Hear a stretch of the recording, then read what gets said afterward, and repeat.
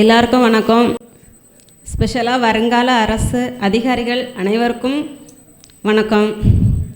நான் 2023 ஒரு வருஷம்தான் படித்தேன். படித்ததில் எனக்கு வேலை கிடச்சிடுச்சு.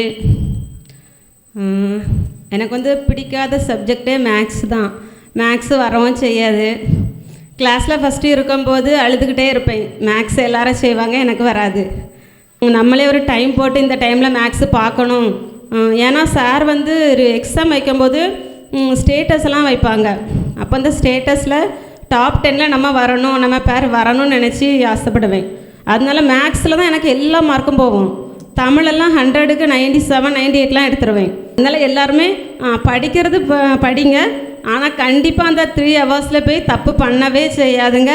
மைண்டை ரிலாக்ஸாக வச்சு எக்ஸாம் எழுதுங்க. உங்கள் எல்லாருக்குமே வேலை கிடைக்கும். இன்னொன்று டைமை வேஸ்ட் பண்ணவே செய்யாதுங்க. டைம் நம்ம எடுக்கக்கூடிய ஒவ்வொரு டைமுமே நமக்கு ஒவ்வொரு மார்க் காட்டுறது மாறும்.